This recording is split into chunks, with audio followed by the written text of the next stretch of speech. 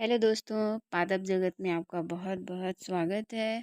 Friend, मैं अस्टिमा आपके लिए हमेशा पौधों से जुड़ी जानकारियाँ लेकर आती हूँ। और आज का हमारा टॉपिक है फ्रेंड, प्लांट एडोप्टेशन, जिसको हिंदी में पादप अनुकूलन बोलते हैं। फ्रेंड, पौधों में अनुकूलन होते हैं जो उन्हें कुछ वातावरणों में जीवित रहने और बढ़ने में मदद करते हैं। ये अनुकूलन विशेष विशेषताएं हैं जो उन्हें आसपास के क्षेत्र का अधिकतम लाभ उठाने में मदद करती हैं। वे ये भी बताते हैं कि क्यों कुछ पौधे कुछ क्षेत्रों में पाए जाते हैं लेकिन अन्य में नहीं पाए जाते हैं। फ्रेंड, पौधों का अनुकूलन तब होता है जब एक प्रजाति अपनी जीवित रहने की संभावनाओं को बेहतर बनाने के लिए विशेष विशेषताएं विकसित करती हैं। अनुकूलन समय की लंबी अवधि में विकसित होते हैं और वे वंशानुगत होते हैं, जिसका अर्थ है कि वे संतानों को हस्तांतरित होते हैं। फ्रेंड, आइए हम पौधों के अनुकूलन के बारे में आपको विशेष तौर पे समझाते हैं। फ्रेंड, पौधे जो होते हैं उनमें जानवरों की तरह केंद्रीय तंत्रिका तंत्र नहीं पाया जाता है, इसलिए वे जानवरों की तरह पर्यावरण पर प्रतिक्रिया नहीं कर सकते हैं। हालांकि जो पौधे होते हैं वे व्यवहारिक और शारीरिक अनुकूलन करते हैं। जानवरों की तुलना में पौधों में अधिक स्थायी अनुकूलन होते हैं। पौधे चल नहीं सकते हैं, इसलिए तो वे एक स्थान पर जीवित रहते हैं और संतान पैदा करते हैं या फिर नहीं, यानी उनसे नए जनरेशन यानी नए प्लांट्स का निर्माण होता है या फिर नहीं। फ्रेंड फ्रेंड पौधे और जंतु जिस परिवेश में रहते हैं उसे उसका हम वास स्थान कहते हैं, यानी जहाँ पर कोई भी प्लांट्स या फिर जो जीव जंतु हैं वे रहते हैं, वे उसका स्थान होता है। अलग अलग वास स्थानों में अलग अलग प्रकार के पौधे उगते हैं। ज़्यादातर पेड़ पौधों में पत्तियां पाई जाती हैं जो कि अधिकतर हरी होती हैं। ये तो नॉर्मल बात है फ्रेंड, हमको हर जगह जो पौधे दिखाई देते हैं जो कि ग्रीन होते हैं। कुछ पौधे बहुत बड़े और मजबूत होते हैं तथा कुछ छोटे या फिर कमज़ोर होते हैं। प्रत्येक पेड़ पौधों का जो आकार होता है उसके परिवेश के अनुकूल बन जाता है, यानी जहाँ जो प्लांट्स रहता है वे उसके अनुकूल बन जाता है, जिसे अनुकूलन कहते हैं।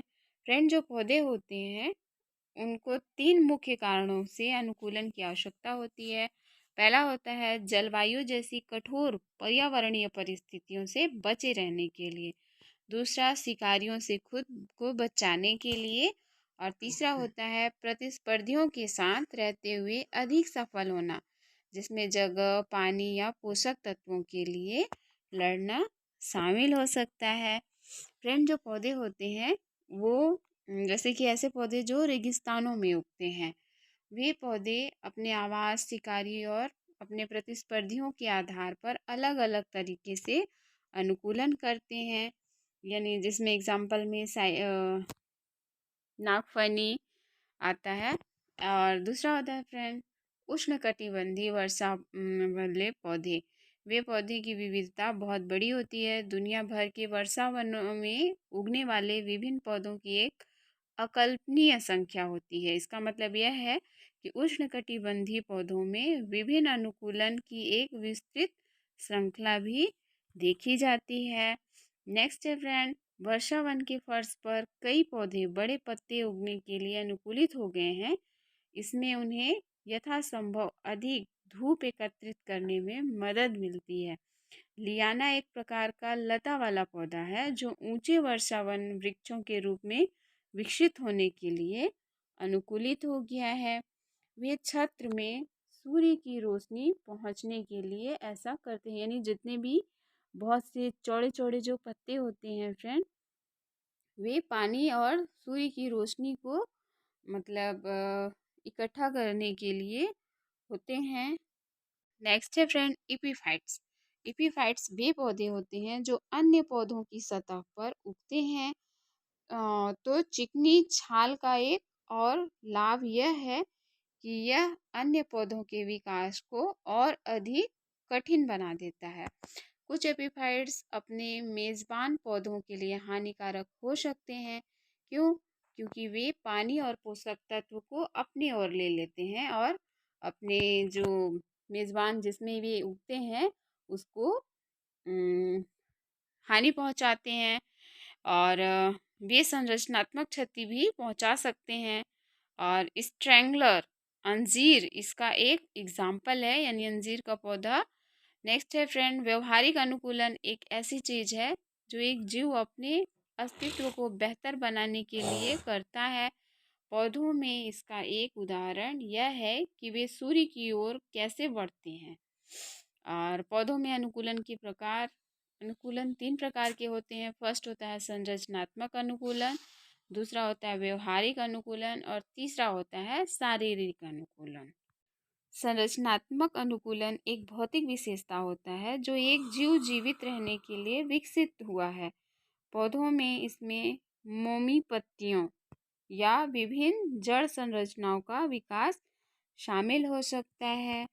फ्रेंड, जो पौधे होते हैं वे इनमें गहरी जड़ें उगती हैं जिन्हें टैप रूट्स कहा जाता है। ये भूमिगत जल भंडार तक पहुंचने के लिए खुद को ज़मीन के नीचे दफन कर देते हैं। गहरी जड़ों के साथ साथ उनमें एक विस्तृत उथली जड़ प्रणाली भी होती है। ये जड़ें वास्तव में एक बड़े सतह क्षेत्र को कवर करते हैं। इसका मतलब ये है कि कैक्टी किसी भी सतही पानी का अधिकतम लाभ उठा सकता है। कैक्टी में यानी कैक्टस का जो पौधा होता है उनमें मांसल तने होते हैं, जिसका अर्थ कि वे अपने अंदर पानी को एब्जॉर्ब करके रखते हैं। जितने भी कैक्टस टाइप के पौधे होते हैं जैसे कि एलोवेरा होता है, और कैक्टस तो खुद में इसका एग्जाम्पल है फ्रेंड। यानी मांसल वाले पौधे जो होते हैं वे पानी को इतना एब्जॉर्ब करते हैं कि उनके जो लीव्स होते हैं, स्टेम होते हैं, वे फूले फूले हुए दिखाई देते हैं। कैक्टस इस बात का अच्छा एग्जाम्पल होता है कि कैसे एक पौधा रेगिस्तानी आवासों के लिए अनुकूलित हो गया है। रेगिस्तान गर्म शुष्क वातावरण है, इसलिए ऐसी कठोर परिस्थितियों में जीवित रहने और सक्षम होने के लिए एक विशेष प्रकार के पौधे की आवश्यकता होती है। कैक्टस का पौधा जीवित रहने के लिए कई तरह से अनुकूलित होता है। इसकी एक मोटी मोमी त्वचा होती है जो पौधे से पानी को आसानी से वाष्पित होने से रोकती है, और इसकी त्वचा की चमकदार सतह गर्मी को भी परावर्तित करती है, जिससे वाष्पीयकरण और भी कम हो जाता है। कुछ प्रकार के एपीफाइट्स जैसे कि ऑर्किड, उनमें विकसित जड़ें होती हैं जो हवा से पानी और पोषक तत्वों को अवशोषित कर सकती हैं। वर्षा वन में कई पेड़ों पर विशेष जड़ें उगती हैं। बटरेट जड़ों की सतह क्षेत्र बड़ा होता है और ये ऊंचे पेड़ों को सहारा देने में मदद करती हैं। इतना बड़ा सतह क्षेत्र होने के कारण ही